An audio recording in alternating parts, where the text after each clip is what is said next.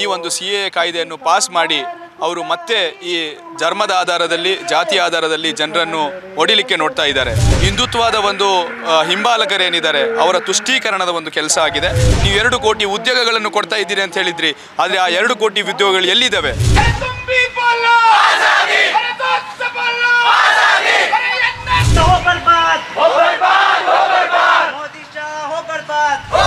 ಇವತ್ತು ಬೆಂಗಳೂರಿನ ವಿವಿಧ ಕಾಲೇಜುಗಳ ವಿದ್ಯಾರ್ಥಿಗಳೆಲ್ಲ ಸೇರಿ ನಾವು ಇವತ್ತು ಫ್ರೀಡಂ ಪಾರ್ಕಿನಲ್ಲಿ ಒಂದು ಪ್ರತಿಭಟನೆಯನ್ನು ಮಾಡ್ತಾ ಇದ್ದೇವೆ.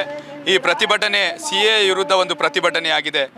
ಈ ಪ್ರತಿಭಟನೆಯಲ್ಲಿ ನಾವು ಹೇಳ್ತಾ ಇರೋದೇನು ಅಂತ ಹೇಳಿದರೆ, ಸರ್ಕಾರ ಏನು ಚುನಾವಣೆಗಳು ಬಂದಿರುವಾಗ, ಚುನಾವಣೆಗಳು ಮುಂದಿಡುವಾಗ ಈ ಒಂದು CAA ಕಾಯ್ದೆಯನ್ನು ಪಾಸ್ ಮಾಡಿ ಅವರು ಮತ್ತೆ ಈ ಧರ್ಮದ ಆಧಾರದಲ್ಲಿ ಜಾತಿ ಆಧಾರದಲ್ಲಿ ಜನರನ್ನು ಹೊಡಿಲಿಕ್ಕೆ ನೋಡ್ತಾ ಇದ್ದಾರೆ.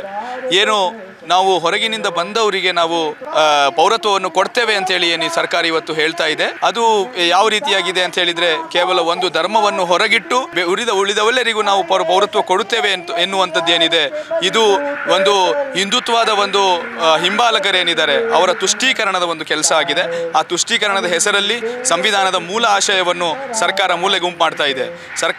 ನಮ್ಮ ಸಂವಿಧಾನ ಹೇಳ್ತಾ ಇರುವಾಗ ಭಾರತದಲ್ಲಿ ಯಾರಿಗೂ ಸಹ ಧರ್ಮದ ಆಧಾರದ ಮೇಲೆ ಜಾತಿಯ ಆಧಾರದ ಮೇಲೆ ಪೌರತ್ವವನ್ನು ಕೊಡುವುದಿಲ್ಲ, ಇಲ್ಲಿ ಜಾತ್ಯತೀತವಾಗಿ ನಾವು ಪೌರತ್ವವನ್ನು ಕೊಡ್ತೇವೆ ಅಂತ ಹೇಳ್ತಾ ಇರುವಾಗ 3 ದೇಶಗಳ ಹೆಸರನ್ನು ಎತ್ತುಕೊಂಡು ಉಳಿದ ಇನ್ನಷ್ಟು ದೇಶಗಳ ಹೆಸರುಗಳನ್ನು ಹೇಳದೆ ಕೇವಲ ಹಿಂದೂ, ಪಾರ್ಸಿ, ಸಿಖ್, ಜೈನರಿಗೆ ನಾವು ಇದನ್ನು ಕೊಡ್ತಾ ಇದ್ದೇವೆ ಅಂತ ಹೇಳಿ ಒಂದು ನಿರ್ದಿಷ್ಟವಾದಂಥ ಒಂದು ಧರ್ಮವನ್ನು ಹೊರಗಿಟ್ಟಿರುವಂಥದ್ದು ಸುಮಾರು ಈ ಮತ್ತೊಂದು ಸಲ ದೇಶವನ್ನು ದಿವಾಳಿ ಎತ್ತುವಂಥ ಕೆಲಸ ಮತ್ತು ದಾರಿ ತಪ್ಪಿಸುವಂಥ ಕೆಲಸ ಇವತ್ತು ಸರ್ಕಾರಕ್ಕೆ ನಾವು ಪ್ರಶ್ನೆ ಮಾಡ್ತಾ ಇದ್ದೇವೆ. ಇಲ್ಲಿರುವಂಥ ವಿದ್ಯಾರ್ಥಿಗಳೆಲ್ಲ ಸೇರಿ ನೀವು 2 ಕೋಟಿ ಉದ್ಯೋಗಗಳನ್ನು ಕೊಡ್ತಾ ಇದ್ದೀರಿ ಅಂತ ಹೇಳಿದ್ರಿ, ಆದರೆ ಆ 2 ಕೋಟಿ ಉದ್ಯೋಗಗಳು ಎಲ್ಲಿದ್ದಾವೆ?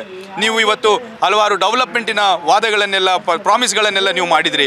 ಈಗಾಗಲೇ ದೇಶಾದ್ಯಂತ ಬಹುತೇಕ ಕಡೆಗಳಲ್ಲಿ CANRC ವಿರುದ್ಧ ನಾವು ಪ್ರತಿಭಟನೆ ಹಮ್ಮಿಕೊಂಡಿದ್ವಿ. ಇದೀಗ ಮತ್ತೆ ಕೇಂದ್ರ ಸರ್ಕಾರ ಲೋಕಸಭೆಯ ಚುನಾವಣೆ ನಿಮಿತ್ತವಾಗಿ ಮತ್ತೆ ಕರಾಳ ಕಾನೂನನ್ನು ಅನುಷ್ಠಾನ ತರಲು ಮೂಲಕ ಸಮುದಾಯಗಳ ನಡುವೆ ದ್ವೇಷವನ್ನು ಹತ್ತಿಕ್ಕತಕ್ಕಂಥ ಕೆಲಸವನ್ನು ಮಾಡ್ತಾ ಇದೆ. ಸಂವಿಧಾನ ಕೊಟ್ಟಂಥ ಹಕ್ಕನ್ನು ಇವತ್ತು BJP ಸರ್ಕಾರ ಅದನ್ನು ಧರ್ಮಾಧಾರಿತವಾಗಿ ನೀಡುವ ಮೂಲಕ ಸಂವಿಧಾನದ ಹಕ್ಕಿನ ನಿರಾಕರಣೆಯನ್ನು ಮಾಡಲಿಕ್ಕೆ ಇವತ್ತು ಹೋಗ್ತಾ ಇದೆ.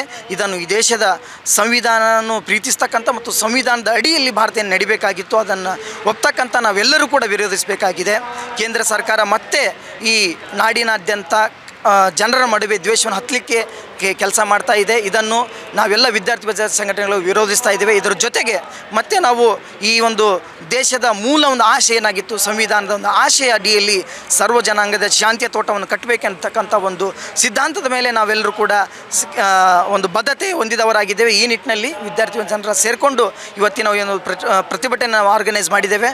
ಮುಂದೆಯೂ ಕೂಡ ಕರಾಳ ಕಾನೂನು, ಅನ್ಯಾಯದ ವಿರುದ್ಧ ಇರತಕ್ಕಂಥ ಎಲ್ಲ ಕಾನೂನಿನ ವಿರುದ್ಧ ವಿದ್ಯಾರ್ಥಿ ಸಮುದಾಯ ನಿಲ್ಲಲಿದೆ ಅಂತ ಈ ಸಂದರ್ಭದಲ್ಲಿ ನಾನು ಹೇಳಕ್ಕೆ ಇಷ್ಟಪಡ್ತೀನಿ. Resist the Modi government's notification about the Citizenship Amendment Act, and we have all recognized the fact that at a time of huge economic crisis, when students are struggling for jobs, students are struggling for rights in their institutions, and the government's priority even now is dividing us on the basis of religion.